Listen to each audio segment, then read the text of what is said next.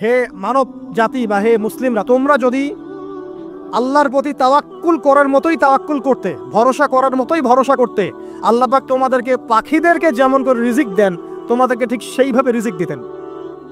তোমরা কি লক্ষ্য করো না যে পাখিরা খালি পেটে বের হয়ে যায় বাসা থেকে সকালবেলা এবং সন্ধ্যাবেলা ভরা পেটে বাসায় ঢোকে? আপনাকে যে 3টা হাদিস শোনালাম, এই 3টা হাদিসে একটা শব্দ হচ্ছে কমন। শব্দটা কি বলেন? পাখি। পাখি কি? পাখি। আল্লাহ রাব্বুল আলামিন পাখিদের কাছ থেকে আমাদেরকে শিখতে বলছেন এবং বলছেন যে পাখিদের মনটা হয় খুব নরম, খুব সফট, এবং তারা আল্লাহর প্রতি তাওয়াক্কুল করে পূর্ণ মাত্রায়। তারা সকালবেলা ভোরবেলা বের হয়ে যায় এবং সন্ধ্যাবেলা বাসায় ফেরে, খালি পেটে বের হয়, ভরা পেটে বাসায় ফেরে। এবং আল্লাহ পাক সবচেয়ে সম্মানিত মৌত যেটা শহীদের মৌত, সেই শহীদদের আত্মাকে আল্লাহ পাক পাখির রূপ দিবেন। তাহলে পাখিটার বিষয়ে একটা ফোকাস করা দরকার আছে না? আচ্ছা, এখানে আসেন। পাখির মন হচ্ছে নরম, মানে পাখির মনটা তাজকিয়া, আত্মশুদ্ধিতে পরিপূর্ণ। কদ আফলাহা মান যাক্কাহা, সে ব্যক্তি সফল হলো যার হৃদয়টা পবিত্র, নিষ্পাপ, নিষ্কলুষিত হলো, সে ব্যক্তি সফল হবে ইনশাআল্লাহ। একটা কাজ এখানে খেয়াল করেন, পাখিরা সকালবেলা ভোরবেলা বের হয় আর সন্ধ্যাবেলা বাসায় ফেরে। এখনকার মুসলিমদেরকে দেখবেন দুপুরবেলা ওঠে, রাত 3টায় ঘুমায়। কথা কি বুঝেন নাই? পাখির একদম ভোরবেলা ওঠে, যখন ফজরের আজান দিচ্ছে ঠিক তার আগ মুহূর্তে পাখির কিচিরমিচির শুনছেন, তার মানে নামাজের ওয়াক্ত প্রায় চলে যাচ্ছে। তার মানে তার আল্লাহ পাকের হুকুমের সাথেই জেগে ওঠে, সূর্য ডুবে তারা ডুবে যায়। ঠিক এরকম সুন্নত ছিল নবী সাল্লাল্লাহু আলাইহি ওয়াসাল্লামের এবং সাহাবায়ে কেরামের। আজকে 1400 বছর পর মুসলিম জাতি এই সুন্নাহ ভুলে গেছে আরো বেশি। আর এই যুব সমাজ যারা আছো তোমরা, কেউই 3টা-4টার আগে ঘুমায় বলে আমার মনে হয় না। অলওয়েজ অনলাইনে পড়ে আছে, টিকটক নিয়ে, ফেসবুক নিয়ে, গার্লফ্রেন্ডের সাথে চ্যাটিং। পাখির মতো হতে পারলে পরে মনটা তো নরম হবে, তারপরে না তাজকিয়া অর্জন হবে। পাখির রুটিনটা কি? ভোরবেলা বের হয় আর সন্ধ্যাবেলা বাসায় ঢোকে। অতএব আমরা যদি রাসূলুল্লাহ সাল্লাল্লাহু আলাইহি ওয়াসাল্লামের সুন্নাহ মতো ওই ভোরবেলা উঠতে পারি আর আর্লি নাইট ঘুমিয়ে যেতে পারি এবং সারাদিন যদি রাসূলের সুন্নাহগুলোর উপর আমল করতে পারি, তাজকিয়া অর্জন হবে ইনশাআল্লাহ। কথা বুঝতে পারছেন? 2, পাখির মতো নরম মন লাগবে। এখনকার আমরা যারা বেঁচে আছি আমাদের মনগুলো কঠিন। কেমন কঠিন? পাথরের মতো কঠিন। আমরা যখন দেখি একটা মাইয়াতকে নিয়ে যাওয়া হচ্ছে জানাজায়, আমাদের কোনো ফিলিংস কাজ করে না। জানাজা যাচ্ছে, জানাজায় দাঁড়িয়েও মোবাইলটা টিপাটিপি করছে। জানাজার সাথে চলছে, কোনো ফিকির নাই যে এই জানাজা আমার হবে কালকে, ওই মোবাইল টিপাটিপি করছে। আমি এমনও দেখেছি, দাফন করা হলো মাইয়াতকে, দাফন করার পরে চারপাশে মানুষজন জড়ো হয়ে গল্প করছে, ভাই আপনার ওই জমিটার কি খবর, আপনার ওইটার কি খবর, বিজনেস কেমন চলছে, চাকরি কি অবস্থা। এই যে মাইয়াতকে পাশে দাফন করলো, কোনো ফিলিংস নাই, কোনো ফিলিংস নাই। আমি আত্মশুদ্ধির কথা বলছি। আত্মশুদ্ধির জন্য আপনার মনটাকে পাখির মতো সফট নরম করতে হবে। যখন আপনি সফট নরম করবেন এবং আত্মশুদ্ধি অর্জন করবেন, তখন 2 ডানা মেলে আপনি আকাশে উঠতে পারবেন ইনশাআল্লাহ। আত্মশুদ্ধি অর্জন না করতে পারলে ডানা কেটে পড়ে যাবে, তখন আর আকাশে উঠতে পারবেন না। কোন আকাশে? ওই যে শহীদের রূহ যে আকাশে চলে গেছে, ওই আকাশ। অতএব মন কেন কঠিন হলো প্রিয় ভাই?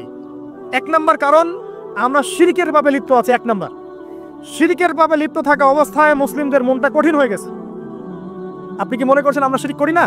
মুসলিমরাও কবর পূজা করে, দেখবেন মুসলিমরাও দেখবেন অনেক ক্ষেত্রে মাজার পূজা করছে।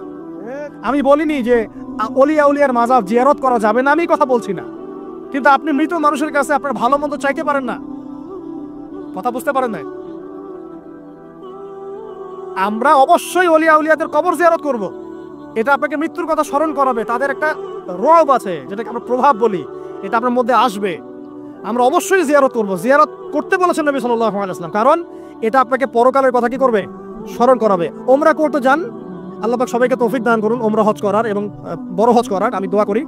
ওখানে সবচেয়ে সেরা যে দৃশ্যগুলো দেখা যায় তার মধ্যে একটা রাসূলুল্লাহ সাল্লাল্লাহু আলাইহি ওয়াসাল্লামের রওজা। ওখানে গেলে চোখের পানি ঝরে না এমন কোনো মুসলিম নাই, আছে? নাই। আরেকটা সবচেয়ে মন নরম করা একটা দৃশ্য হচ্ছে জান্নাতুল বাকি, যেটা আমরা বাকিউল গারকাত বলি, যেখানে আপনি দেখবেন সাহাবায়ে কেরাম রাদিয়াল্লাহু আনহুমের কবর, যতদূর চোখ যায় তাদের কবর। কবরের কোনো মাজার নাই, সেখানে কোনো তাওয়াফ হচ্ছে না কবরকে কেন্দ্র করে, সেখানে কবরে কেউ ফুল চড়াচ্ছে না, একটা ছোট্ট পাথর দেখা যায়, এখানে আর কিছু না। পৃথিবীর সবচেয়ে শ্রেষ্ঠ মানুষগুলো সেখানে শুয়ে আছেন। ওখানে গিয়ে দাঁড়াবেন, দেখবেন নিজেকে তুচ্ছ বলে মনে হবে আমি এই পৃথিবীতে আর কি করছি। সেরা মানুষগুলি মাটির নিচে, আমি এখানে কি করছি?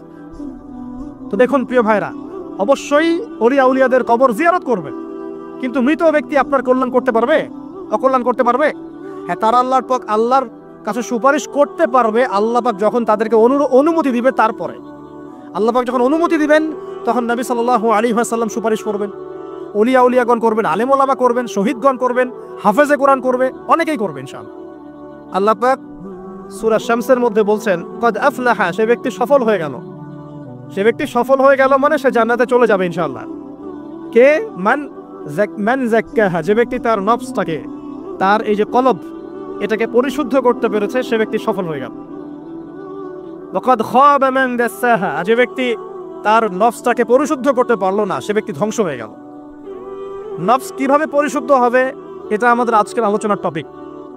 তার আগে আমরা বলি 5 ওয়াক্ত নামাজ ছাড়া নফস কখনো পরিশুদ্ধ হবে না। তো আজকে আমরা অনেক যদি আলোচনা করি, বাসায় কিছু নিয়ে যেতে না পারি, তাহলে আলোচনার কোনো লাভ নাই, কোনো ফায়দা নাই।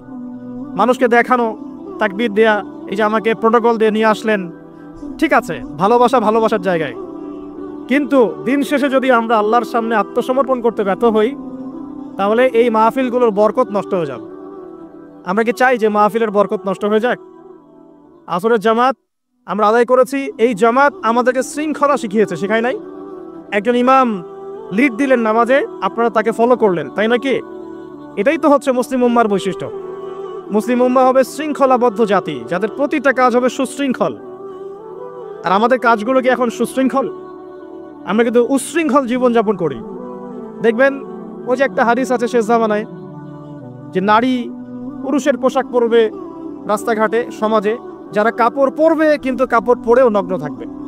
এ কোনো হাদিস আমি বানিয়ে বলছি না, সবগুলো হাদিস সহিহ। এখন দলিল দিতে গেলে অনেক সময় চলে যাবে। তো উশৃঙ্খলতার যুগ, কাপড় পরে থাকাটা তাকওয়ার পোশাক, শালীনতা। আর এখনকার যুগটা চলছে কাপড় খোলার যুগ। কথা ঠিক না ঠিক বলেন? এখন মানুষ কাপড় খুলতে পারলে বেশি কমফোর্ট ফিল করে। আর আপনারা জানেন না, এই মহাবিশ্বে আমাদের পিতা এবং মাতা আদম এবং হাওয়া আলাইহিমুস সালাম, তাদেরকে সর্বপ্রথম কে নগ্ন করে দিয়েছিল জানেন? ফালাম্মা যাকাশ শাজারা, যখন আমাদের পিতা মাতা ওই গাছের কাছে চলে গেলেন, কোন গাছ?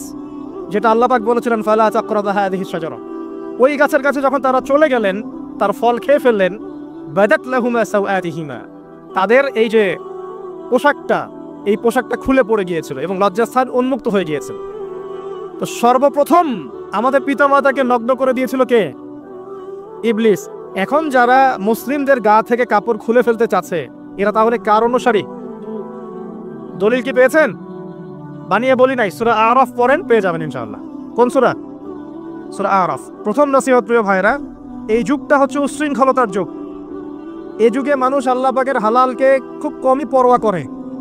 আল্লাহর হালালকে মানুষ হারাম করে নিচ্ছে, আর আল্লাহর হারামকে মানুষ হালাল করে নিচ্ছে। আল্লাহ পাকের বিশাল একটা হারাম হচ্ছে সুদ বা রিবা, আর এখন আমাদের উপর রিবা হয়ে গেছে ওয়াজিব। নাউজুবিল্লাহ। একটা দেশ নাই যেটা সুদমুক্ত, একটা জেলা পাবেন না সুদমুক্ত, একটা গ্রাম, থানা, ইউনিয়ন পাবেন না সুদমুক্ত। নবীজি এই যুগের কথাই হয়তোবা বলেছেন, যে যুগে মানুষ সুদ থেকে বেঁচে থাকতে চাইলেও সুদের ছিটা ফোঁটা গিয়ে তার গায়ে লাগবে।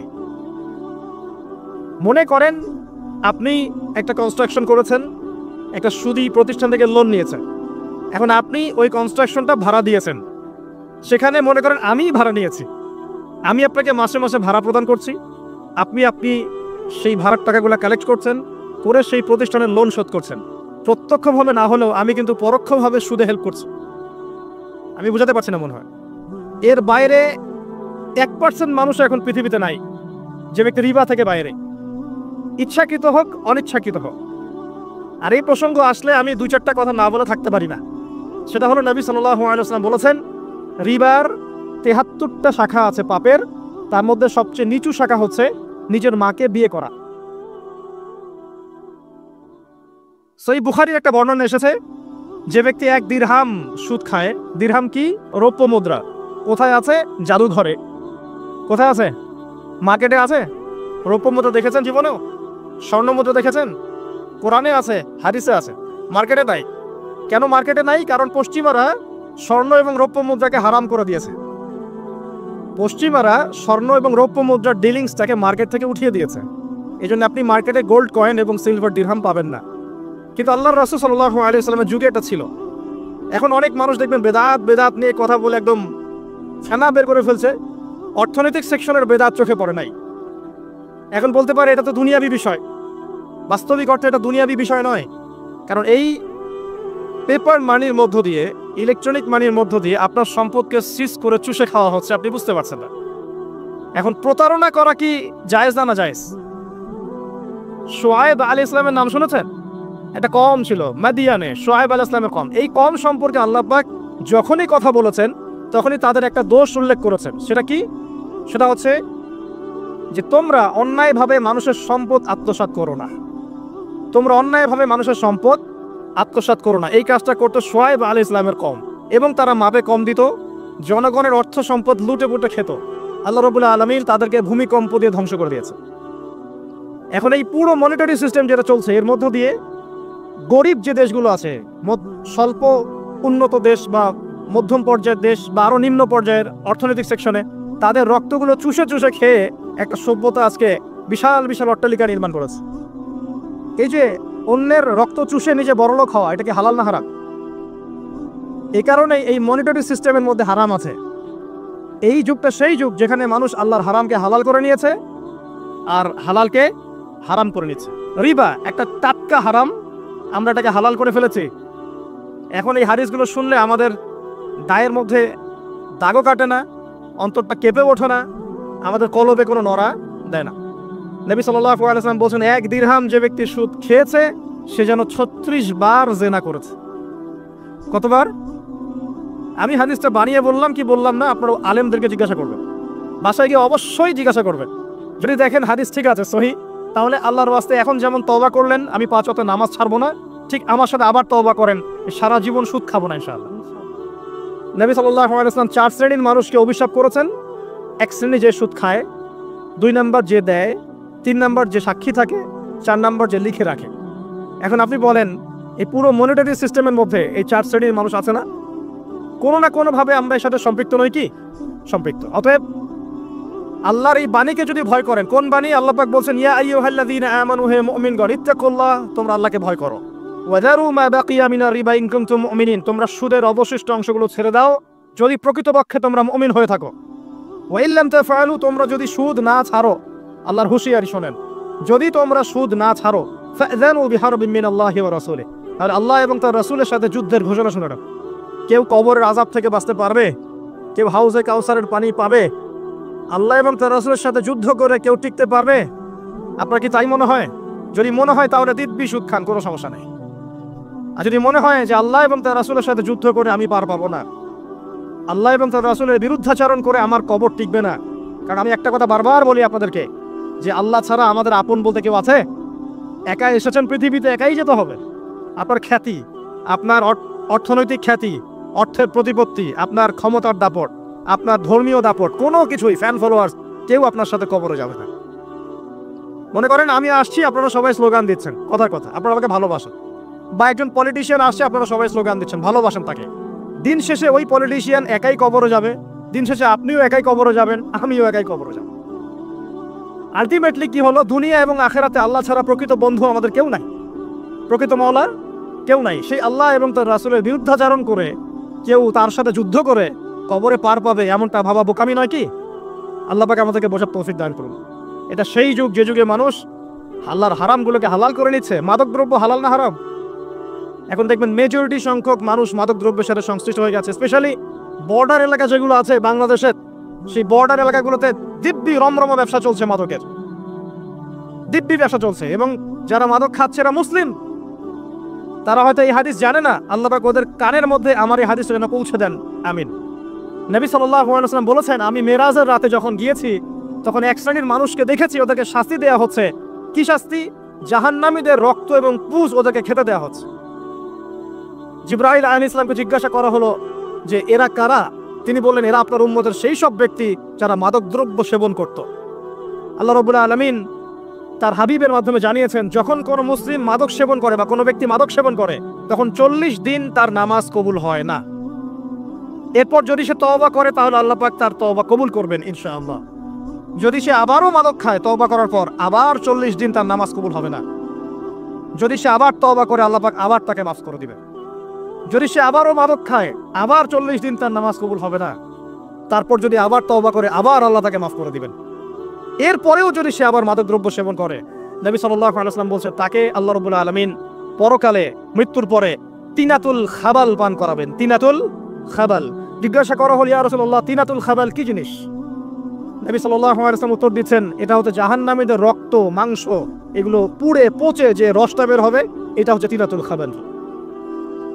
এই যে দুনিয়াতে যারা ওয়াইন খাচ্ছে, শ্যাম্পেইন, ওয়াইন, বিয়ার, তারপরে যে কি ভোদকা, হ্যাঁ, গাঁজা, হেরোইন, ফেন্সিডিল, ইয়াবা, একটা বিষয় শোনেন, কি কারণে আপনি সেখানে যাচ্ছেন? হতাশা, অথবা সঙ্গদোষ, অথবা পারিবারিক চাপ, অথবা যে গার্লফ্রেন্ড ছেড়ে চলে গেছে, এই তো বিষয়গুলো। কি কারণে মানুষ মাদকের কাছে যায়, কেন যায়, কারণটা কি? আমরা যখন ফিলোসফি পড়তাম তখন একটা তত্ত্ব পড়ানো হয়েছে আমাদেরকে। তত্ত্বটার নাম হচ্ছে কার্য কারণ তত্ত্ব। মানে প্রত্যেকটা কাজের পিছনে একটা কারণ থাকে, ঠিক আছে? এই যে মুসলিমরা নামাজ পড়ে কেন? আল্লাহর জন্য। মুসলিমরা যাকাত দিবে কেন? আল্লাহকে সন্তুষ্ট করার জন্য। মুসলিমরা প্রতিটা কাজ কেন করে? পরকালের স্বার্থে। পরকালের স্বার্থ নাই, আমি নাই। যে কাজে পরকালের স্বার্থ নাই সে কাজে মুসলিমরা নাই। তাই প্রতিটা কাজের পিছনে একটা কারণ থাকে। দেখবেন কেন সে সুদ খাচ্ছে? তার পরিবারের স্বার্থে। কেন সে ঘুষ নিল? তার ছেলে মেয়ের উন্নয়নের জন্য। কেন সে দুর্নীতি করছে? বিকজ সম্পত্তি অর্জন করে সে তার ভবিষ্যৎ প্রজন্মকে সিকিউর করতে চায়। কেন সে মাদক খেলো? ওই যে গার্লফ্রেন্ড ছেড়ে চলে গেছে তাই।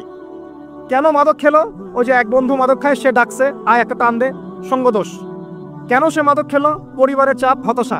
কেন মাদক খাচ্ছে? চাকরি পায় না, বেকার, মাদক খাচ্ছে। মানে মেন্টাল চাপগুলো নিতে পারছে না, সে মাদক খাচ্ছে। সবচেয়ে বেশি মানসিক চাপ কাদের উপর আসে জানেন? 1 নম্বর নবীগণের উপরে, 2 নম্বর আল্লাহর সৎ বান্দাদের উপরে, তারপর যার ঈমান যত উঁচু তার উপর মানসিক চাপ তত বেশি আসে।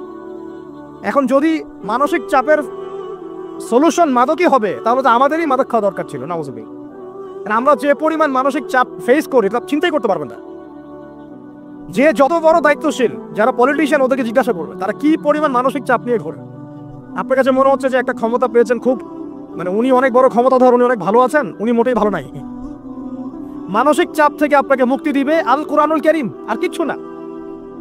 আরেকটা বিষয় কোরআনের সাথে, সেটা হলো প্রথমে বলেছি 5 ওয়াক্ত নামাজ।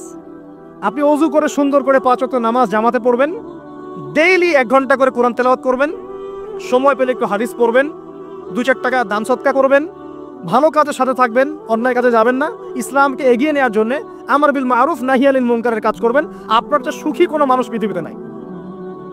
ওই সুখ যদি ওই যে বুশরা জানতে পারতো না, তাহলে আপনার কলিজার মধ্যে বোম মেরে দিতে হবে। এরা শুধু মুসলিমদের শত্রু নয়, বরং ধর্মের শত্রু। যারাই ধর্মকে বুকে আগলে রেখে পালন করতে চায়, হোক সে সনাতন ধর্ম বা আমাদের হিন্দু ভাইরা বা খ্রিস্টানিজম বা বুদ্ধিজম, হ্যাঁ, বা মুসলিম আমরা যারা আছি, যারা ধর্মতাত্ত্বিক চিন্তা করে এবং প্রত্যেকেই যদি যার যার ধর্ম ঠিকঠাক মতো পালন করে, সমাজে কিন্তু ফিতনা থাকার কথা নয়। কারণ প্রত্যেকটা ধর্মের মধ্যেই ভালো কাজের কথাই কিন্তু বলা হচ্ছে। তো যারা ধার্মিক, এদের বিরুদ্ধে তারা লেগে পড়ে এবং তারা চায় সারা বিশ্বের মধ্যে ফাসাদ সৃষ্টি করতে। কাদের খাসলত সারা বিশ্বে ফাসাদ সৃষ্টি করে বলতে পারবেন? আপনাকে আমি দেখাচ্ছি, সূরা কাহাফ খুলে দেখেন। যুলকারনাইন একজন বাদশা, তিনি মাশরিক মাগরিব সব জয় করেছেন, মানে পূর্ব পশ্চিম পুরোটাই তার রাজত্ব। এত দাপট ছিল সেই বাদশার যে যেদিক দিয়ে যাবে সেনাবাহিনী নিয়ে সেদিকটাই জয় করে ফেলবে, সুবহানাল্লাহ। এবং তিনি উদ্ধত অহংকারী ছিলেন না, তিনি আল্লাহর অনুগত বান্দা ছিলেন। একটা কওমের মধ্যে গেলেন, সেই কওমটা ছিল পাহাড়ের মাঝখানে, 2 পাহাড়ের মাঝখানে। এখন ওই কওম তাকে বলছে, ইয়া যুলকারনাইন, হে যুলকারনাইন, ইন্না ইয়াজুজ ওয়া মাজুজ মুফসিদুনা ফিল আরদ।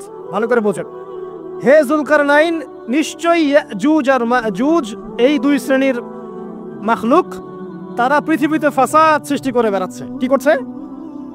সারা পৃথিবীতে ফাসাদ সৃষ্টি করে বেড়াচ্ছে। ফাহাল নাজআলু লাকা খরজান আলা আন তাজআলা বাইনানা ওয়া বাইনাহুম সাদ্দা। হে যুলকারনাইন, আমরা কি আপনাকে ট্যাক্স দিব, কর দিব, যে আপনি ওদের আর আমাদের মাঝখানে একটা প্রাচীর নির্মাণ করে দিবেন, যে ওরা আমাদের কাছে আর আসতে পারবে না? কারা এটা? ইয়াজুজ আর মাজুজ। এই ইয়াজুজ আর মাজুজকে যুলকারনাইন আলাইহিস সালাম তিনি প্রাচীর নির্মাণ করে দিলেন লোহা এবং এই যে তামা দিয়ে। এরপর তারা আর ওই কওমের ক্ষতি করতে পারলো না। কিয়ামতের আগে আগে তারা বের হয়ে আসবে এবং সারা বিশ্বে ফাসাদ সৃষ্টি করবে। এখনো তারা বের হয়ে আসছে, আমি সেটা বলছি না, কিন্তু এখন পুরো বৈশ্বিক প্রেক্ষাপটে যারা বিশ্বে ফাসাদ সৃষ্টি করে বেড়াচ্ছে, এদের মধ্যে এই ইয়াজুজ মাজুজের খাসলত আছে, চরিত্র আছে। দেখবেন ওই দিকে ইউক্রেনকে ব্যস্ত রেখেছে রাশিয়ার এগেনস্টে এবং নিউক্লিয়ার যুদ্ধ বাঁধানোর পায়তারা করছে। এটা অলমোস্ট আমাদের ঘরের কোনায় চলে এসেছে। নকিং অ্যাট দ্য ডোর বলে একটা কথা আছে ইংরেজিতে, একদম ঘরের কোনায় যে কোনো মুহূর্তে দেখবেন ওয়ার্ল্ডে একটা ম্যাসাকার সৃষ্টি হয়ে গেছে। ওইদিকে তাইওয়ানকে ব্যস্ত রেখেছে চায়নার এগেনস্টে, এদিকে দেখবেন যে ইরাকে ব্যস্ত রেখেছে এই কন্টিনেন্টকে আইএসআইএস দিয়ে, ঠিক আছে, বাংলাদেশকেও ব্যস্ত রাখার চেষ্টা করছে মায়ানমারকে দিয়ে, দেখছেন না? তো পুরো বিশ্ব জুড়ে এদের এজেন্ডা হচ্ছে সারা বিশ্বে আমরা ফাসাদ সৃষ্টি করে মানব জাতিকে কমিয়ে ফেলবো, মুসলিমদেরকে ধ্বংস করব, মুসলিম যুবকদেরকে দেখাবো, ওদেরকে মাদক খাওয়াবো, ওদের মধ্যে জেনা অশ্লীলতা পরকীয়া ছড়িয়ে দিব, হ্যাঁ, এবং মহামারী ছড়িয়ে দিব, দিয়ে মুসলিম জনসমষ্টিকে কমিয়ে নিয়ে আপোষে ক্রন্দলে লাগিয়ে দিয়ে আস্তে আস্তে আমরা বিশ্বে শাসন করতে হবে, এদেরকে ডমিনেট করে দিই। এবং এই এজেন্ডা বাস্তবায়নের দিকে তারা এগিয়ে যাচ্ছে সুকৌশলে। আর আমরা কি করছি ভাই? আমরা শুধু কাজ যতটুকু না করছি তার চেয়ে বেশি আমরা আইওয়াসা শোডাউন করছি। দেখেন বেশিরভাগ মানুষ আমাদের নামাজের খবর নাই, বেশিরভাগ মানুষ তাজকি আত্মশুদ্ধির খবর নাই, ভালো আলেমের কাছে এসে পড়ে থাকবে কোনো খবর নাই, কোরআন পড়া শিখবে এসবের খবর নাই। যেগুলো করলে কোনো সমস্যা হয় না বা অল্প পরিশ্রমে করা যায়, ওই যে ঘরের মধ্যে শুয়ে শুয়ে ফেসবুকে 2 লাইন লেখা যায়, খুব সহজ, লিখলেন আবার শুয়ে গেলেন, কোনো সমস্যা নাই। কোনো কনস্ট্রাকটিভ সুদূর প্রসারী কাজ আমাদের হচ্ছে না, যেটা হচ্ছে এটা প্রয়োজনের তুলনায় নিতান্তই নগণ্য। এই কারণে আমাদের যারা দিন, আমরা যারা বুঝি, যাদের মধ্যে ইসলামের চেতনা আছে, ইসলামকে ভালোবাসি, আমরা যারা চাই দিন এগিয়ে যাক, আমাদের কনস্ট্রাকটিভ কাজ করতে হবে, মানে সুদূর প্রসারী কাজ করতে হবে। শৈথিল্যতাবাদীও হবেন না, আবার চরমপন্থীও হবেন না, মধ্যমপন্থী হয়ে ইসলামকে, কোরআনকে এবং হাদিসকে হাতে নিয়ে উম্মার ঐক্যের স্বার্থে, দেশ জাতি জনগণের ঐক্যের স্বার্থে এগিয়ে যান। আল্লাহ পাক আপনাদের হাতকে শক্তিশালী করুন, দোয়া করে। বেসিক কাজ কি ভাই? বেসিক কাজ হচ্ছে আপনার নামাজ, বেসিক কাজ আপনাকে কোরআন শিখতে হবে, বেসিক কাজ আপনাকে আরবি শিখতে হবে, বেসিক কাজ আপনি যেখানে পড়াশোনা করছেন এই পড়াশোনা করে ওই জ্ঞানটাকে দিয়ে ইসলামের খেদমতে আপনাকে কল্যাণে কাজ করতে হবে। বেসিক কাজ যেখানে আপনাকে আল্লাহ পাক দায়িত্ব দিবেন সেখান থেকেই আপনাকে দিনের খেদমত করতে হবে। ডক্টর হন, দিনের খেদমত করেন, ইঞ্জিনিয়ার হন, দিনের খেদমত করেন, পলিটিশিয়ান হন, কোনো আপত্তি নাই, আমরা আপনাকে ভোট দিব ইনশাল্লাহ, আমরা আপনাকেই ভোট দিব ইনশাল্লাহ। আপনি ওখানে গিয়ে দিনের খেদমত করেন, আল্লাহ পাক তৌফিক দান করুন। কথা কি বুঝতে পারছেন? ইসলাম ক্ষমতা জোর করে আদায় করে নেওয়ার জন্য আসে নাই। আবু যার রাদিয়াল্লাহু আনহু কি বলছেন জানেন? আবু যার রাদিয়াল্লাহু আনহুকে নবী সাল্লাল্লাহু আলাইহি ওয়াসাল্লাম বলছেন, আবু যার তুমি দায়িত্ব চেয়ে নিও না, কারণ যদি তুমি দায়িত্ব চেয়ে নাও তখন আল্লাহর পক্ষ থেকে তোমাকে সাহায্য করা হবে না, আর যদি মানুষ তোমাকে দায়িত্ব দেয় আল্লাহ তোমাকে সাহায্য করবে ইনশাআল্লাহ। কত চমৎকার সিস্টেম ইসলামের। আর এখন আমরা কি করি? আমাকে দেন, ও ভালো না আমি ভালো, ওরা সব খারাপ আমি ভালো। বুঝতে পারছেন না কিয়ামতের মাঠে কি কঠিন হিসাবটা দিতে হবে। আল্লাহ পাক আপনাদেরকে বোঝার তৌফিক দান করুন। এগুলো কল্যাণকর নয়, আপনার জন্য অকল্যাণ হতে পারে। তবে হ্যাঁ, যদি আপনার মধ্যে ঈমান থাকে, আপনার মধ্যে যোগ্যতা থাকে, অবশ্যই আপনি দায়িত্ব চেয়ে নেবেন এবং ইনশাআল্লাহ তখন আমরা আপনাকে দায়িত্ব দিব, আমরা আপনাকে ভোট দিব, আপনি জনগণের শাসন কার্য পরিচালনা করবেন, আল্লাহ আপনার হাতকে শক্তিশালী করবেন ইনশাআল্লাহ। আল্লাহ পাক আমাদের নিচু থেকে উঁচু মহলের সবাইকে হেদায়েত দান করুন, দোয়া করি। ইসলাম কারো শত্রু নয়। মুসলিমের রক্ত ঝরানোর জন্যে, কল্লা কাটার জন্য আমরা কিন্তু পৃথিবীতে আসি নাই। আমরা আমাদের আসল শত্রুদেরকে চিনতে ভুল করেছি, এই কারণে আমরা আপোষে হানাহানি কাটাকাটির মধ্যে লিপ্ত আছি। এই যে সামনে যে কি হবে আল্লাহ ভালো জানেন, দেখবেন কত মানুষ যে মুসলিম মারামারি করে মারা যাবে আল্লাহ ভালো জানেন। এগুলো কাম্য নয়, আল্লাহ পাক আমাদেরকে বোঝার তৌফিক দান করুন। দেখুন ভাই, এই যুগের কথা বলতে গিয়ে এখানে আসলাম। ওই যে যুলকারনাইন যে ইয়াজুজ মাজুজের কথা বললো, এখনকার বিশ্ব যারা পরিচালনা করে দেখবেন তাদের মধ্যে ফাসাদ সৃষ্টি করার এই খাসলতটা থেকেই গেছে। সারা বিশ্বেরা ফাসাদ সৃষ্টি করছে। আমি কিন্তু বলিনি এরা ইয়াজুজ মাজুজ, কথাকে আবার অন্যদিকে নিয়ে যায় না, আমি কিন্তু এই কথা বলি না। আমি বলছি তাদের মধ্যে এই চরিত্র দেখা যায়। এই যুগ সেই যুগ যখন আপনি মাদককে হালাল করে নিচ্ছেন, রিবাকে হালাল করে নিচ্ছেন, বেহায়াপনাকে হালাল করে নিচ্ছেন, কাপড় খোলাকে হালাল করে নিচ্ছেন। আপনি মুসলিম হয়েও দেখবেন শিরকে লিপ্ত আছেন, সুন্নতে লেবাস আছে কিন্তু আকীদার মধ্যে বেদাত থেকে গেছে। আপনি মুসলিম হয়ে হালাল হারাম রিজিকের পরোয়া করছেন না, দিনের বেসিক জিনিসগুলো শিখছেন না। আল্লাহ পাক এই যুগের ফিতনাগুলো থেকে আমাদের মুসলিমদেরকে হেফাজত করুন, আমিন। মুসলিমরা আজকে শিরিক করছে অনেক ক্ষেত্রেই। দেখবেন হাতে একটা এই যে বালা পরে আছে, খুলে না। কেন খোলেন না ভাই? বলে যে এটা খুললে যদি রোগ হয়, রোগ দেওয়ার মালিক কে? ওই বালা না আল্লাহ? এই যে আপনার বিশ্বাস জন্মায় নিয়েছে, এই যে বিশ্বাসটা জন্মিয়েছে আপনার হাতের উপরে, এই বালার উপরে, এটাই শিরক, এটাই শিরক। যদি আপনি বিশ্বাস করেন যে এটা হাতে থাকলে আপনি সুস্থ থাকবেন, হাত থেকে খুলে পড়ে গেলে আপনি আর বাঁচবেন না, এই যে কল্যাণ অকল্যাণের মালিক আপনি কাকে করলেন? ওই বালাকে করেছেন, আল্লাহকে করেন নাই। এখানে শিরক হয়ে গেছে, খুবই সূক্ষ্ম শিরক। আপনি নামাজ পড়ছেন মনে করেন, এখন কিছু মানুষ আসলো, এখন দেখছেন যে হুজুর তো আমার নামাজ দেখছে, নামাজটা খুব সুন্দর করে পড়ার চেষ্টা করলেন, লম্বা নামাজ, সেজদা গিয়ে আর উঠছেন না, খুব সুন্দর নামাজ পড়ছেন। এই যে মানুষকে দেখানোর জন্য নামাজটা পড়ছেন, এটা শিরক। এটা কি? এটাও শিরক। এই যে গণক বসে আছে রাস্তার পাশে, দেখবেন টিয়া পাখি নিয়ে, তারপরে যে কাগজ নিয়ে, আসেন ভাই ভাগ্য পরীক্ষা করে দেই। আরে ভাই, তুমি যদি মানুষের ভাগ্যই পরীক্ষা করতে পারবা, তো তুমি রাস্তার পাশে কেন? তোমার ভাগ্য কেউ পরীক্ষা করেনি কখনো? এতটুকু কমন সেন্স আমাদের নাই? ও যদি আমার ভালো মন্দ করতে পারে, ভবিষ্যৎ বলতে পারে, তাহলে ও রাস্তার পাশে বসে আছে কি জন্য? ওর তো প্রাইম মিনিস্টার হওয়ার কথা, এখন ওর তো ইলেকশন করার কথা। তো দেখেন, এই যে ওখানে গিয়ে আমরা কি করি, ভাই আমার হাতটা দেখে দেন, ভাই আমার অতীত বলে দেন, ভবিষ্যৎ বলে দেন, এবং এগুলো দিন দিন বাড়ছে। কিন্তু এই রাশিফল, কবিরাজি, গণকি, এগুলো দিন দিন বাড়ছে। এবং আমি লক্ষ্য করছি দিন দিন আরেকটা জিনিসও বাড়ছে, সেটা হলো জাদুবিদ্যার চর্চা করা। এবং গ্রামে গঞ্জে কুফুরি বাড়ছে না? কুফুরি করা, তাবিজ করা, বিচ্ছেদ করা, স্বামী স্ত্রীর বিচ্ছেদ করা, মেয়েকে বশ করা, সন্তানকে বশ করা বাড়ছে না? সবই শিরক, এগুলো সবই কুফুরি। এগুলো মুসলিমরা করছে না। মুসলিমরা এসব শিরকে লিপ্ত আছে বলেই তো অন্তর কঠিন হয়ে গেছে। ফাকাসাত কুলুবুহুম, তাদের অন্তর কঠিন হয়ে গেছে।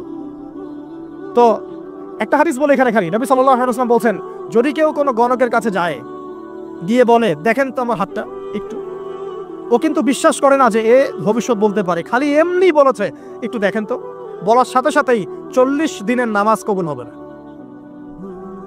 আর যদি তার বলা কথায় বিশ্বাস করে যে হ্যাঁ তোমার ভবিষ্যৎ খুব ভালো, তুমি চাকরি পাবা, এটা করবা সেটা করবা, এবং সে বিশ্বাস করলো হ্যাঁ এটাই হবে, তখন নবী সাল্লাল্লাহু আলাইহি ওয়াসাল্লাম বলছেন সে যেন আল্লাহর পক্ষ থেকে যা নাজিল হয়েছে, মানে এই যে কোরআনুল কারীম, এই কোরআনকে যেন সে অস্বীকার করলো, মানে কুফরি করলো। এগুলো আমরা করছি না ভাই? অনেক কিছু করছে। আমরা স্তম্ভের পূজা করছি, অনেক মুসলিম আগুনের পূজা করছে। আগুন জ্বালিয়েছেন, মাথা নত করছেন কেন? স্তম্ভের সামনে, গাছের কাছে, সব গাছের সামনে দাঁড়িয়ে মাথা নত করে ধ্যান করবেন কেন? আপনি মেডিটেশন করছেন কি জন্য? আপনাকে নামাজ দেওয়া হয় নাই? 5 ওয়াক্ত নামাজ দেওয়া হয় নাই? নামাজের চেয়ে বড় মেডিটেশন কিছু আছে নাকি? আপনি ধ্যান করছেন কি জন্য? অনেক মুসলিম তো জিনের উপাসনা করছে, জানেন? অনেক মুসলিম জিনকে তাবে করার চেষ্টা করছে। আর জিন বলে একটা জাতি আছে, এটা সত্য। এরকম প্রতিটা ক্ষেত্রে শিরক আছে। শিরক কথায় আছে, কাজে আছে, বিশ্বাসে আছে। দেখবেন মুসলিমরাই আল্লাহ ছাড়া অন্য কারো কাছে দোয়া করছে, মুসলিমরা নজর মানত করছে অন্য জায়গায়, আল্লাহর জন্য নজর মানত করছে না, অন্য কাউকে সন্তুষ্ট করার জন্য করছে। সন্তান হয় না, সন্তান হয় না, এখন কি হবে? সন্তান হয় না তো অমুকের কাছে যাও, সেখানে গিয়ে বকরি জবাই দাও, সন্তান হবে। সুবহানাল্লাহ। তো এই পদ্ধতি ইব্রাহিম আলাইহিস সালামের জানা ছিল না, যে শেষ বয়সে তিনি বলছেন রব্বি হাবলি মিনাস সালিহিন। আপনি দোয়া করতে পারেন না? সন্তান হবে না কেন? আল্লাহ পাক তাকদীরে লিখে রাখলেন, অবশ্যই হবে। আর আল্লাহ পাক তাকদীরে না লিখলে কিভাবে হবে? তাকদীরে যে ব্যক্তি বিশ্বাস করে না, সে ব্যক্তি হতাশ হয়। যা কিছু হচ্ছে আমাদের জীবনে সবই তাকদীর, এর বাইরে একটা মানুষও যেতে পারবে না। তো প্রিয় ভাইরা, কথায়, কাজে এবং চিন্তায় আমরা অনেক শিরক করছি। শিরকের কারণে আমাদের অন্তর কঠিন হয়ে গেছে। আরো কেন কঠিন হচ্ছে? বেদাত। আমল করছেন নবীর সুন্নত মানার জায়গায় অন্য কিছু আপনি করছেন, এমন এমন কিছু আমল করছেন যেগুলোর সাথে রাসূলের সুন্নতের কোনো সম্পর্ক নাই এবং সাহাবীদের সুন্নতেরও কোনো সম্পর্ক নেই। এই ক্ষেত্রে গিয়ে আপনি বেদাত করছেন, বেদাত করে অন্তর কঠিন হয়ে যাচ্ছে। অন্তর কঠিন হওয়ার একটা বড় কারণ হচ্ছে হারাম রিজিক। যখন আপনি হারাম রিজিকে যাচ্ছেন, সুদ, ঘুষ, আপনার দুর্নীতি, আপনার এই যে অন্যের সম্পদ আত্মসাৎ করা, হালাল হারামের পরোয়া না করা, এই রিজিক দিয়ে যখন আপনি আপনার দেহ, রক্ত, মাংস গঠিত হচ্ছে, আপনার কলবটা শক্ত হয়ে যাচ্ছে। আমি কি বুঝাতে পারছি না? হারাম রিজিক যখন আপনার শরীরে ঢুকছে, অন্তরটা শক্ত হয়ে যাচ্ছে। একটা হাদিস যথেষ্ট। আল্লাহ রাসূল বলেছেন ইন্নাল্লাহা তাইয়্যিব লা ইকবালু ইল্লা তাইয়্যিব। আল্লাহ পাক পবিত্র সত্তা, তিনি পবিত্র ছাড়া কবুল করেন না। আপনি 10টা হজ করে আসেন চুরির টাকা দিয়ে, ডাকাতির টাকা দিয়ে, আত্মসাতের টাকা দিয়ে, দুর্নীতির টাকা দিয়ে, যদি কবুল হয় তাহলে কোরআন সুন্নাহ মিথ্যা হয়ে যাবে। নাউযুবিল্লাহ। কথা কি বুঝতে পারছেন না? আল্লাহ রাব্বুল আলামিন বলছেন আল্লাহ পাক পবিত্র ছাড়া কবুল করেন না। হারাম রিজিক দিয়ে ইবাদত কবুল হয় না। আমরা ওই যে রংপুর অঞ্চলে একবার ওই যে হারাগাছ একটা অঞ্চল আছে না, সেখানে গিয়েছিলাম। সেখানে মাশাআল্লাহ আবার বিড়ির অনেক ফ্যাক্টরি আছে। কিসের? বিড়ি তো হালাল নাকি? তামাক তো হালাল নাকি? তো সেখানে বিড়ি ফ্যাক্টরির অনেক মালিক আছে এবং তারা মসজিদ কমিটির অনেক দায়িত্বপ্রাপ্ত আর কি। মুসলিমদের গায়রত্ব এখন নাই, মুসলিমরা এদেরকে আবার মসজিদ কমিটির সদস্যও বানিয়েছে।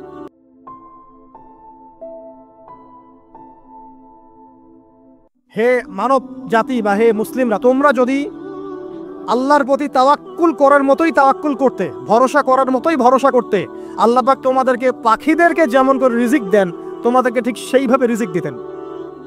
তোমরা কি লক্ষ্য করো না যে পাখিরা খালি পেটে বের হয়ে যায় বাসা থেকে সকালবেলা এবং সন্ধ্যাবেলা ভরা পেটে বাসায় ঢোকে? আপনাকে যে 3টা হাদিস শোনালাম, এই 3টা হাদিসে একটা শব্দ হচ্ছে কমন। শব্দটা কি বলেন? পাখি। পাখি কি? পাখি।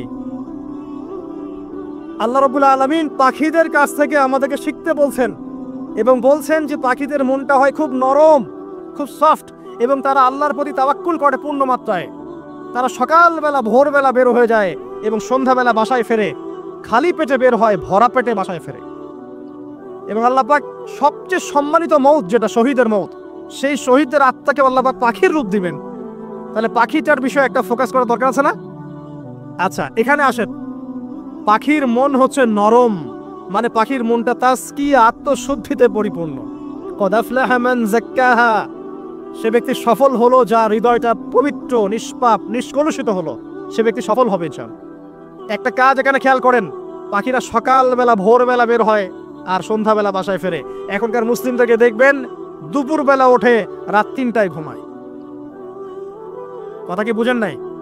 পাখির একদম ভোরবেলা ওঠে, যখন ফজরের আজান দিচ্ছে ঠিক তার আগ মুহূর্তে পাখির কিচিরমিচির শুনছেন, তার মানে নামাজের ওয়াক্ত প্রায় চলে যাচ্ছে। তার মানে তার আল্লাহ পাকের হুকুমের সাথেই জেগে ওঠে, সূর্য ডুবে তারা ডুবে যায়। ঠিক এরকম সুন্নত ছিল নবী সাল্লাল্লাহু আলাইহি ওয়াসাল্লামের এবং সাহাবায়ে কেরামের। আজকে 1400 বছর পর মুসলিম জাতি এই সুন্নাহ ভুলে গেছে, আরো বেশি। আর এই যুব সমাজ যারা আছো তোমরা, কেউই 3টা-4টার আগে ঘুমায় বলে আমার মনে হয় না। অলওয়েজ অনলাইনে পড়ে আছে, টিকটক নিয়ে, ফেসবুক নিয়ে, গার্লফ্রেন্ডের সাথে চ্যাটিং। পাখির মতো হতে পারলে পরে মনটা তো নরম হবে, তারপরে না তাজকিয়া অর্জন হবে। পাখির রুটিনটা কি? ভোরবেলা বের হয় আর সন্ধ্যাবেলা বাসায় ঢোকে। অতএব আমরা যদি রাসূলুল্লাহ সাল্লাল্লাহু আলাইহি ওয়াসাল্লামের সুন্নাহ মতো ওই ভোরবেলা উঠতে পারি আর আর্লি নাইট ঘুমিয়ে যেতে পারি এবং সারাদিন যদি রাসূলের সুন্নাহগুলোর উপর আমল করতে পারি, তাজকিয়া অর্জন হবে ইনশাআল্লাহ। কথা বুঝতে পারছেন? 2, পাখির মতো নরম মন লাগবে। এখনকার আমরা যারা বেঁচে আছি, আমাদের মনগুলো কঠিন। কেমন কঠিন? পাথরের মতো কঠিন। আমরা যখন দেখি একটা মাইয়াতকে নিয়ে যাওয়া হচ্ছে জানাজায়, আমাদের কোনো ফিলিংস কাজ করে না। জানাজা যাচ্ছে, জানাজায় দাঁড়িয়েও মোবাইলটা টিপাটিপি করছে। জানাজার সাথে চলছে, কোনো ফিকির নাই যে এই জানাজা আমার হবে কালকে, ওই মোবাইল টিপাটিপি করছে। আমি এমনও দেখেছি, দাফন করা হলো মাইয়াতকে, দাফন করার পরে চারপাশে মানুষজন জড়ো হয়ে গল্প করছে, ভাই আপনার ওই জমিটার কি খবর, আপনার ওইটার কি খবর, বিজনেস কেমন চলছে, চাকরি কি অবস্থা। এই যে মাইয়াতকে পাশে দাফন করলো, কোনো ফিলিংস নাই, কোনো ফিলিংস নাই। আমি আত্মশুদ্ধির কথা বলছি। আত্মশুদ্ধির জন্য আপনার মনটাকে পাখির মতো সফট নরম করতে হবে। যখন আপনি সফট নরম করবেন এবং আত্মশুদ্ধি অর্জন করবেন, তখন 2 ডানা মেলে আপনি আকাশে উঠতে পারবেন ইনশাআল্লাহ। আত্মশুদ্ধি অর্জন না করতে পারলে ডানা কেটে পড়ে যাবে, তখন আর আকাশে উঠতে পারবেন না। কোন আকাশে? ওই যে শহীদের রূহ যে আকাশে চলে গেছে, ওই আকাশ। অতএব মন কেন কঠিন হলো প্রিয় ভাই? 1 নাম্বার কারণ, আমরা শিরকের পাপে লিপ্ত আছি। 1 নাম্বার, শিরকের পাপে লিপ্ত থাকা অবস্থায় মুসলিমদের মনটা কঠিন হয়ে গেছে। আপনি কি মনে করছেন আমরা শিরক করি না? মুসলিমরাও কবর পূজা করে, দেখবেন মুসলিমরাও দেখবেন অনেক ক্ষেত্রে মাজার পূজা করছে। আমি বলিনি যে অলিয়া উলিয়ার মাজার জিয়ারত করা যাবে না, আমি কথা বলছি না। কিন্তু আপনি মৃত মানুষের কাছে আপনার ভালো মন্দ চাইতে পারেন না। কথা বুঝতে পারেন না? আমরা অবশ্যই অলিয়া উলিয়াদের কবর জিয়ারত করব। এটা আপনাকে মৃত্যুর কথা স্মরণ করাবে, তাদের একটা রব আছে যেটাকে আমরা প্রভাব বলি, এটা আপনার মধ্যে আসবে। আমরা অবশ্যই জিয়ারত করব। জিয়ারত করতে বলেছেন নবী সাল্লাল্লাহু আলাইহি ওয়াসাল্লাম, কারণ এটা আপনাকে পরকালের কথা কি করবে? স্মরণ করাবে। ওমরা করতে যান, আল্লাহ পাক সবাইকে তৌফিক দান করুন ওমরা হজ করার এবং বড় হজ করার, আমি দোয়া করি। ওখানে সবচেয়ে সেরা যে দৃশ্যগুলো দেখা যায় তার মধ্যে একটা রাসূলুল্লাহ সাল্লাল্লাহু আলাইহি ওয়াসাল্লামের রওজা। ওখানে গেলে চোখের পানি ঝরে না এমন কোনো মুসলিম নাই, আছে? নাই। আরেকটা সবচেয়ে মন নরম করা একটা দৃশ্য হচ্ছে জান্নাতুল বাকি, যেটা আমরা বাকিউল গারকাত বলি, যেখানে আপনি দেখবেন সাহাবায়ে কেরাম রাদিয়াল্লাহু আনহুমের কবর, যতদূর চোখ যায় তাদের কবর। কবরের কোনো মাজার নাই, সেখানে কোনো তাওয়াফ হচ্ছে না কবরকে কেন্দ্র করে, সেখানে কবরে কেউ ফুল চড়াচ্ছে না, একটা ছোট্ট পাথর দেখা যায়, খেলার কিছু না। পৃথিবীর সবচেয়ে শ্রেষ্ঠ মানুষগুলো সেখানে শুয়ে আছেন। ওখানে গিয়ে দাঁড়াবেন, দেখবেন নিজেকে তুচ্ছ বলে মনে হবে আমি এই পৃথিবীতে আর কি করছি। সেরা মানুষগুলি মাটির নিচে, আমি এখানে কি করছি? তো দেখুন প্রিয় ভাইরা, অবশ্যই অলিয়া উলিয়াদের কবর জিয়ারত করবেন, কিন্তু মৃত ব্যক্তি আপনার কল্যাণ করতে পারবে? অকল্যাণ করতে পারবে? হ্যাঁ, তারা আল্লাহর কাছে সুপারিশ করতে পারবে আল্লাহ পাক যখন তাদেরকে অনুমতি দিবে। তারপরে আল্লাহ পাক যখন অনুমতি দিবেন, তখন নবী সাল্লাল্লাহু আলাইহি ওয়াসাল্লাম সুপারিশ করবেন, অলিয়া উলিয়াগণ করবেন, আলেম ওলামা করবেন, শহীদগণ করবেন, হাফেজে কোরআন করবে, অনেকেই করবে ইনশাআল্লাহ। আল্লাহ পাক সূরা শামসের মধ্যে বলছেন, কদ আফলাহা, সে ব্যক্তি সফল হয়ে গেল। সে ব্যক্তি সফল হয়ে গেল মানে সে জান্নাতে চলে যাবে ইনশাআল্লাহ। কে? মান যাক্কাহা, যে ব্যক্তি তার নফসটাকে, তার এই যে কলব, এটাকে পরিশুদ্ধ করতে পেরেছে, সে ব্যক্তি সফল হয়ে গেল।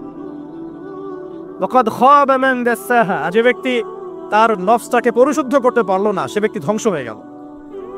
নফস কিভাবে পরিশুদ্ধ হবে এটা আমাদের আজকের আলোচনার টপিক। তার আগে আমরা বলি 5 ওয়াক্ত নামাজ ছাড়া নফস কখনো পরিশুদ্ধ হবে না। তো আজকে আমরা অনেক যদি আলোচনা করি, বাসায় কিছু নিয়ে যেতে না পারি, তাহলে আলোচনার কোনো লাভ নাই, কোনো ফায়দা নাই। মানুষকে দেখানো, তাকবীর দেয়া, এই যে আমাকে প্রোটোকল দিয়ে নিয়ে আসলেন, ঠিক আছে, ভালোবাসা ভালোবাসার জায়গায়, কিন্তু দিন শেষে যদি আমরা আল্লাহর সামনে আত্মসমর্পণ করতে ব্যর্থ হই, তাহলে এই মাহফিলগুলোর বরকত নষ্ট হয়ে যাবে। আমরা কি চাই যে মাহফিলের বরকত নষ্ট হয়ে যাক? আসরের জামাত আমরা আদায় করেছি, এই জামাত আমাদেরকে শৃঙ্খলা শিখিয়েছে, শেখায় নাই? একজন ইমাম লিড দিলেন নামাজে, আপনারা তাকে ফলো করলেন, তাই নাকি? এটাই তো হচ্ছে মুসলিম উম্মার বৈশিষ্ট্য। মুসলিম উম্মাহ হবে শৃঙ্খলাবদ্ধ জাতি, যাদের প্রতিটা কাজ হবে সুশৃঙ্খল। আর আমাদের কাজগুলো কি এখন সুশৃঙ্খল? আমরা কিন্তু উশৃঙ্খল জীবনযাপন করি। দেখবেন ওই যে একটা হাদিস আছে শেষ জামানায়, যে নারী পুরুষের পোশাক পরবে রাস্তাঘাটে, সমাজে, যারা কাপড় পরবে কিন্তু কাপড় পরেও নগ্ন থাকবে। এই কোনো হাদিস আমি বানিয়ে বলছি না, সবগুলো হাদিস সহিহ। এখন দলিল দিতে গেলে অনেক সময় চলে যাবে। তো উশৃঙ্খলতার যুগ, কাপড় পরে থাকাটা তাকওয়ার পোশাক, শালীনতা। আর এখনকার যুগটা চলছে কাপড় খোলার যুগ। কথা ঠিক না ঠিক বলেন? এখন মানুষ কাপড় খুলতে পারলে বেশি কমফোর্ট ফিল করে। আর আপনারা জানেন না, এই মহাবিশ্বে আমাদের পিতা এবং মাতা আদম এবং হাওয়া আলাইহিস সালাম, তাদেরকে সর্বপ্রথম কে নগ্ন করে দিয়েছিল জানেন? ফালাম্মা যাকাশ শাজারা, যখন আমাদের পিতা মাতা ওই গাছের কাছে চলে গেলেন, কোন গাছ? যেটা আল্লাহ পাক বলেছিলেন ফালা তাকরাবু হাযিহিস শাজারা, ওই গাছের কাছে যখন তারা চলে গেলেন, তার ফল খেয়ে ফেললেন, বাদাত লাহুমা সাওআতিহিমা, তাদের এই যে পোশাকটা, এই পোশাকটা খুলে পড়ে গিয়েছিল এবং লজ্জাস্থান উন্মুক্ত হয়ে গিয়েছিল। তো সর্বপ্রথম আমাদের পিতামাতাকে নগ্ন করে দিয়েছিল কে? ইবলিস। এখন যারা মুসলিমদের গা থেকে কাপড় খুলে ফেলতে চাচ্ছে, এরা তাহলে কার অনুসারী? দলিল কি পেয়েছেন? বানিয়ে বলি নাই, সূরা আরাফ পড়েন, পেয়ে যাবেন ইনশাআল্লাহ। কোন সূরা? সূরা আরাফ। প্রথম নসিহত প্রিয় ভাইরা, এই যুগটা হচ্ছে উশৃঙ্খলতার যুগ। এই যুগে মানুষ আল্লাহ পাকের হালালকে খুব কমই পরোয়া করে। আল্লাহর হালালকে মানুষ হারাম করে নিচ্ছে, আর আল্লাহর হারামকে মানুষ হালাল করে নিচ্ছে। আল্লাহ পাকের বিশাল একটা হারাম হচ্ছে সুদ বা রিবা, আর এখন আমাদের উপর রিবা হয়ে গেছে ওয়াজিব। নাউজুবিল্লাহ। একটা দেশ নাই যেটা সুদমুক্ত, একটা জেলা পাবেন না সুদমুক্ত, একটা গ্রাম, থানা, ইউনিয়ন পাবেন না সুদমুক্ত। নবীজি এই যুগের কথাই হয়তোবা বলেছেন, যে যুগে মানুষ সুদ থেকে বেঁচে থাকতে চাইলেও সুদের ছিটা ফোঁটা গিয়ে তার গায়ে লাগবে। মনে করেন আপনি একটা কনস্ট্রাকশন করেছেন, একটা সুদী প্রতিষ্ঠান থেকে লোন নিয়েছেন, এখন আপনি ওই কনস্ট্রাকশনটা ভাড়া দিয়েছেন। সেখানে মনে করেন আমি ভাড়া নিয়েছি, আমি আপনাকে মাসে মাসে ভাড়া প্রদান করছি, আপনি সেই ভাড়ার টাকাগুলো কালেক্ট করছেন, করে সেই প্রতিষ্ঠানের লোন শোধ করছেন। প্রত্যক্ষভাবে না হলেও আমি কিন্তু পরোক্ষভাবে সুদে হেল্প করছি। আমি বুঝাতে পারছি না মনে হয়। এর বাইরে 1% মানুষ এখন পৃথিবীতে নাই যে ব্যক্তি রিবা থেকে বাইরে, ইচ্ছাকৃত হোক অনিচ্ছাকৃত হোক। আর এই প্রসঙ্গ আসলে আমি 2-4টা কথা না বলে থাকতে পারি না। সেটা হলো নবী সাল্লাল্লাহু আলাইহি ওয়াসাল্লাম বলেছেন, রিবার 73টা শাখা আছে পাপের, তার মধ্যে সবচেয়ে নিচু শাখা হচ্ছে নিজের মাকে বিয়ে করা। সহিহ বুখারীর একটা বর্ণনা এসেছে, যে ব্যক্তি 1 দিরহাম সুদ খায়, দিরহাম কি? রৌপ্য মুদ্রা। কোথায় আছে? জাদুঘরে। কোথায় আছে? মার্কেটে আছে। রৌপ্য মুদ্রা দেখেছেন জীবনেও? স্বর্ণ মুদ্রা দেখেছেন? কোরআনে আছে, হাদিসে আছে, মার্কেটে নাই। কেন মার্কেটে নাই? কারণ পশ্চিমারা স্বর্ণ এবং রৌপ্য মুদ্রাকে হারাম করে দিয়েছে। পশ্চিমারা স্বর্ণ এবং রৌপ্য মুদ্রার ডিলিংসটাকে মার্কেট থেকে উঠিয়ে দিয়েছে। এই জন্য আপনি মার্কেটে গোল্ড কয়েন এবং সিলভার দিরহাম পাবেন না। কিন্তু আল্লাহর রাসূল সাল্লাল্লাহু আলাইহি ওয়াসাল্লামের যুগে এটা ছিল। এখন অনেক মানুষ দেখবেন বেদাত নিয়ে কথা বলে একদম ফেনা বের করে ফেলছে। অর্থনৈতিক সেকশনের বেদাত চোখে পড়ে নাই। এখন বলতে পারে এটা তো দুনিয়াবি বিষয়। বাস্তবিক অর্থে এটা দুনিয়াবি বিষয় নয়, কারণ এই পেপার মানির মধ্য দিয়ে, ইলেকট্রনিক মানির মধ্য দিয়ে আপনার সম্পদকে সিজ করে চুষে খাওয়া হচ্ছে, আপনি বুঝতে পারছেন না। এখন প্রতারণা করা কি জায়েজ না জায়েজ? শোয়েব আলাইহিস সালামের নাম শুনেছেন? একটা কম ছিল মাদিয়ানে, শোয়েব আলাইহিস সালামের কম। এই কম সম্পর্কে আল্লাহ পাক যখনই কথা বলেছেন তখনই তাদের একটা দোষ উল্লেখ করেছেন। সেটা কি? সেটা হচ্ছে যে তোমরা অন্যায়ভাবে মানুষের সম্পদ আত্মসাৎ করো না। তোমরা অন্যায়ভাবে মানুষের সম্পদ আত্মসাৎ করো না। এই কাজটা করতো শুআয়ব আলাইহিস সালামের কওম, এবং তারা মাপে কম দিত, জনগণের অর্থ সম্পদ লুটে পুটে খেত। আল্লাহ রাব্বুল আলামিন তাদেরকে ভূমিকম্প দিয়ে ধ্বংস করে দিয়েছে। এখন এই পুরো মনিটারি সিস্টেম যেটা চলছে, এর মধ্য দিয়ে গরিব যে দেশগুলো আছে, স্বল্প উন্নত দেশ বা মধ্যম পর্যায়ের দেশ বা আরো নিম্ন পর্যায়ের অর্থনৈতিক সেকশনে, তাদের রক্তগুলো চুষে চুষে খেয়ে একটা সভ্যতা আজকে বিশাল বিশাল অট্টালিকা নির্মাণ করেছে। এই যে অন্যের রক্ত চুষে নিজে বড়লোক হওয়া, এটা কি হালাল না হারাম? এই কারণেই এই মনিটারি সিস্টেমের মধ্যে হারাম আছে। এই যুগটা সেই যুগ যেখানে মানুষ আল্লাহর হারামকে হালাল করে নিয়েছে আর হালালকে হারাম করে নিচ্ছে। রিবা একটা টাটকা হারাম, আমরা এটাকে হালাল করে ফেলেছি। এখন এই হাদিসগুলো শুনলে আমাদের দায়ের মধ্যে দাগও কাটে না, অন্তরটা কেঁপে ওঠে না, আমাদের কলবে কোনো নড়া দেয় না।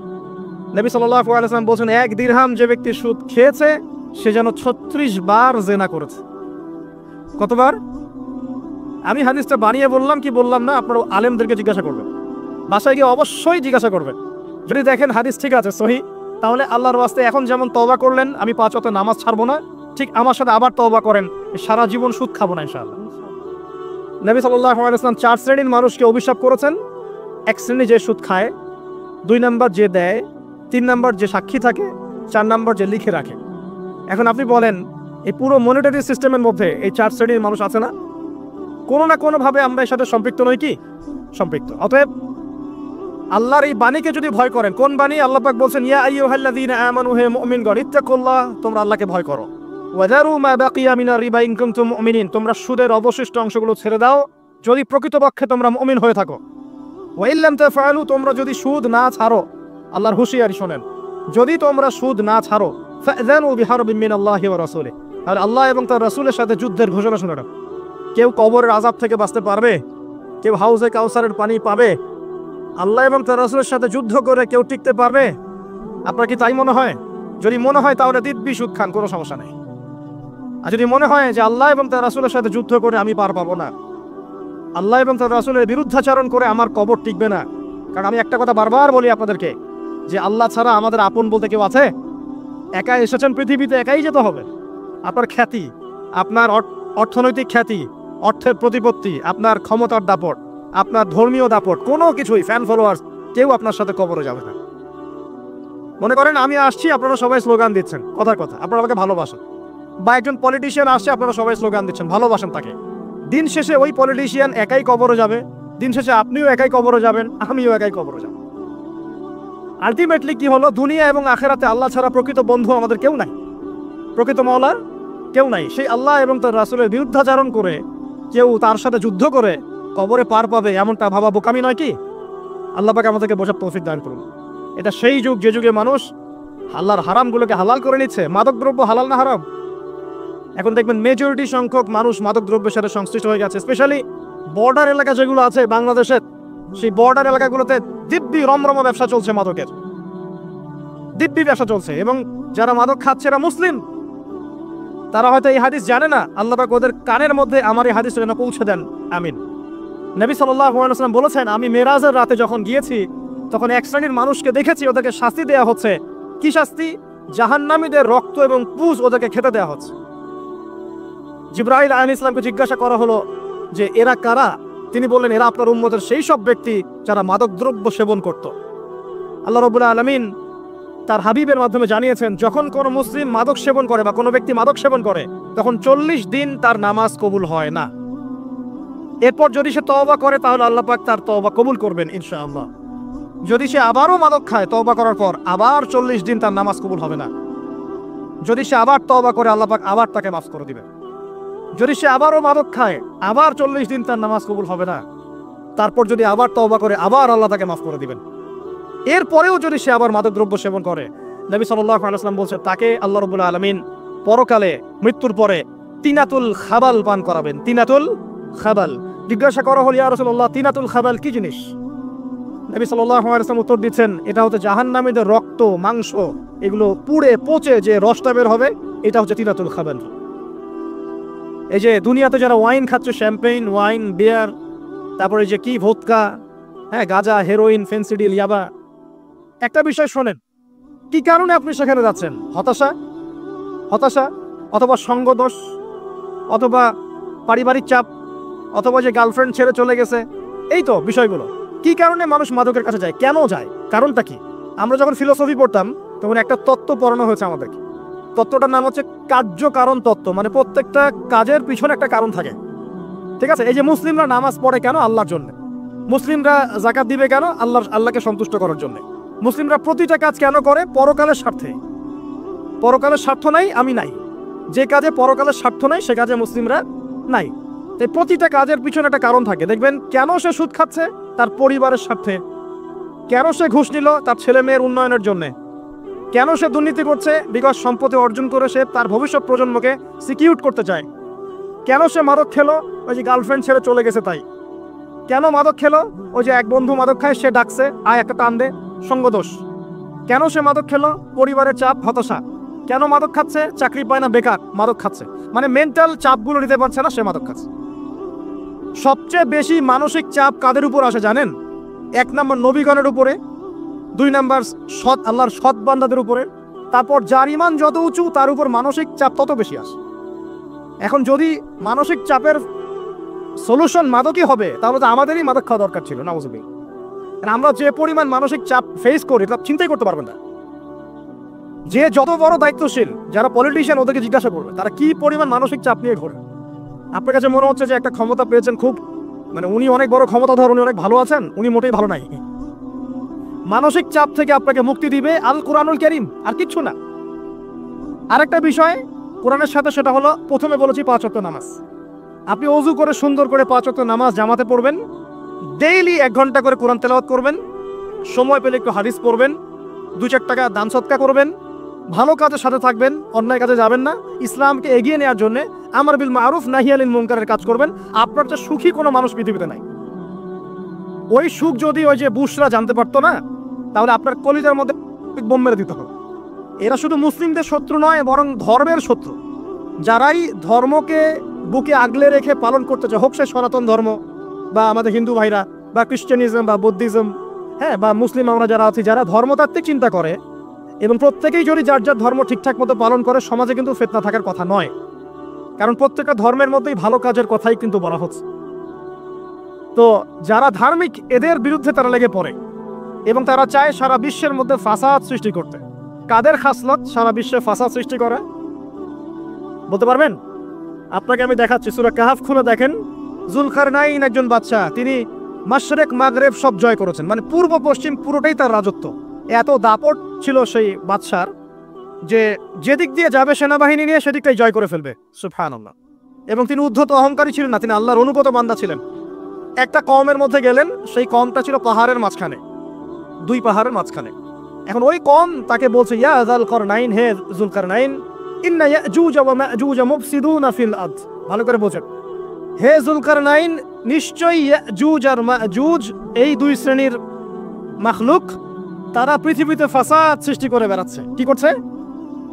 সারা পৃথিবীতে ফাসাদ সৃষ্টি করে বেড়াচ্ছে। ফাহাল নাজআলু লাকা খরজান আলা আন তাজআলা বাইনানা ওয়া বাইনাহুম সাদ্দা। হে যুলকারনাইন, আমরা কি আপনাকে ট্যাক্স দিব, কর দিব, যে আপনি ওদের আর আমাদের মাঝখানে একটা প্রাচীর নির্মাণ করে দিবেন, যে ওরা আমাদের কাছে আর আসতে পারবে না? কারা এটা? ইয়াজুজ আর মাজুজ। এই ইয়াজুজ আর মাজুজকে যুলকারনাইন আলাইহিস সালাম তিনি প্রাচীর নির্মাণ করে দিলেন লোহা এবং এই যে তামা দিয়ে। এরপর তারা আর ওই কওমের ক্ষতি করতে পারলো না। কিয়ামতের আগে আগে তারা বের হয়ে আসবে এবং সারা বিশ্বে ফাসাদ সৃষ্টি করবে। এখনো তারা বের হয়ে আসছে, আমি সেটা বলছি না, কিন্তু এখন পুরো বৈশ্বিক প্রেক্ষাপটে যারা বিশ্বে ফাসাদ সৃষ্টি করে বেড়াচ্ছে, এদের মধ্যে এই ইয়াজুজ মাজুজের খাসলত আছে, চরিত্র আছে। দেখবেন ওই দিকে ইউক্রেনকে ব্যস্ত রেখেছে রাশিয়ার এগেনস্টে এবং নিউক্লিয়ার যুদ্ধ বাঁধানোর পায়তারা করছে। এটা অলমোস্ট আমাদের ঘরের কোনায় চলে এসেছে।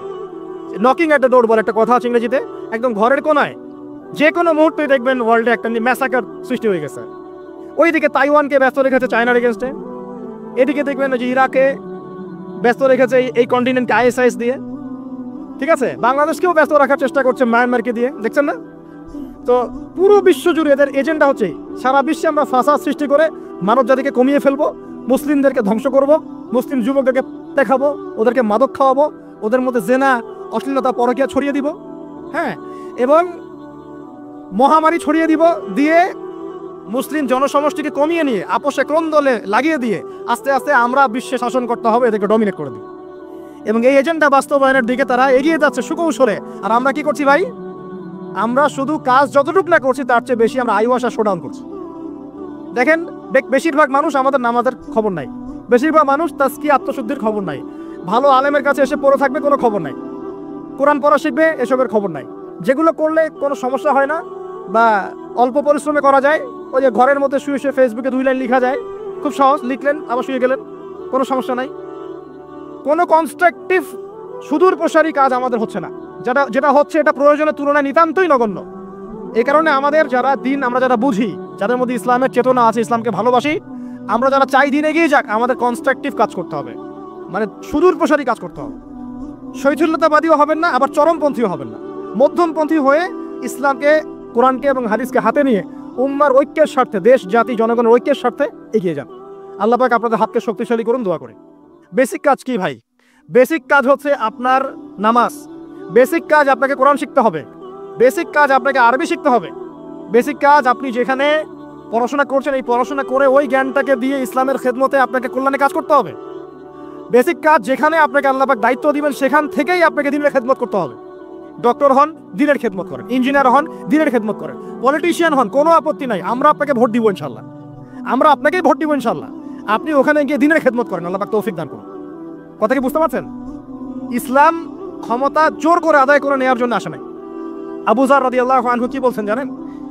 আবু যার রাদিয়াল্লাহু আনহুকে নবী সাল্লাল্লাহু আলাইহি ওয়াসাল্লাম বলছেন, আবু যার, তুমি দায়িত্ব চেয়ে নিও না, কারণ যদি তুমি দায়িত্ব চেয়ে নাও তখন আল্লাহর পক্ষ থেকে তোমাকে সাহায্য করা হবে না, আর যদি মানুষ তোমাকে দায়িত্ব দেয় আল্লাহ তোমাকে সাহায্য করবে ইনশাআল্লাহ। কত চমৎকার সিস্টেম ইসলামের।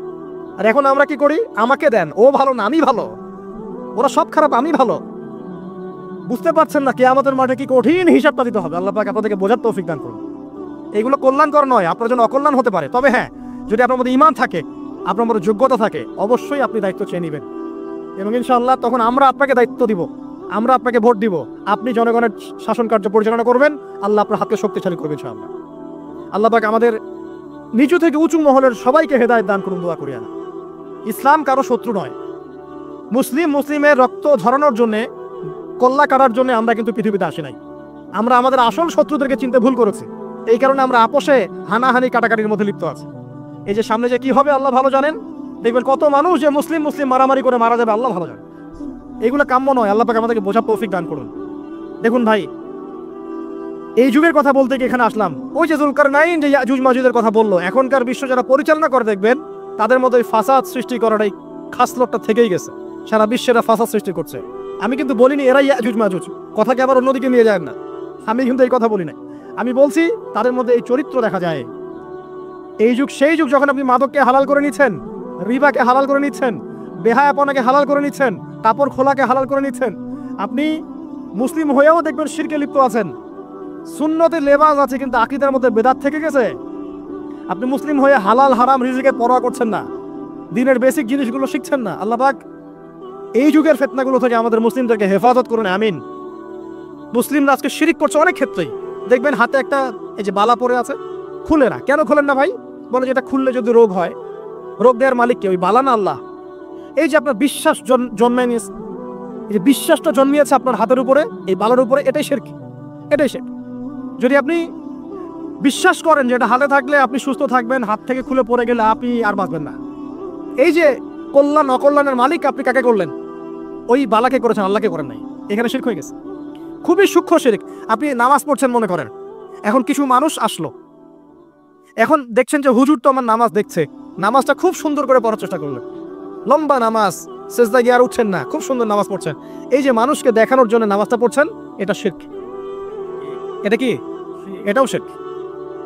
এই যে গণক বসে আছে রাস্তার পাশে, দেখবেন টিয়া পাখি নিয়ে, তারপরে যে কাগজ নিয়ে, আসেন ভাই ভাগ্য পরীক্ষা করে দেই। আরে ভাই, তুমি যদি মানুষের ভাগ্যই পরীক্ষা করতে পারবা তো তুমি রাস্তার পাশে কেন? তোমার ভাগ্য কেউ পরীক্ষা করেনি কখনো? এতটুকু কমন সেন্স আমাদের নাই। ও যদি আমার ভালো মন্দ করতে পারে, ভবিষ্যৎ বলতে পারে, তাহলে ও রাস্তার পাশে বসে আছে কিছু? ওর তো প্রাইম মিনিস্টার হওয়ার কথা, এখন ওর তো ইলেকশন করার কথা। তো দেখেন, এই যে ওখানে গিয়ে আমরা কি করি? ভাই আমার হাতটা দেখে দেন, ভাই আমার অতীত বলে দেন, ভবিষ্যৎ বলে দেন, এবং এগুলো দিন দিন বাড়ছে। কিন্তু এই রাশিফল, কবিরাজি, গণকি এগুলো দিন দিন বাড়ছে। এবং আমি লক্ষ্য করছি দিন দিন আরেকটা জিনিসও বাড়ছে, সেটা হলো জাদুবিদ্যার চর্চা করা। এবং গ্রামে গঞ্জে কুফুরি বাড়ছে না? কুফুরি করা, তাবিজ করা, বিচ্ছেদ করা, স্বামী স্ত্রী বিচ্ছেদ করা,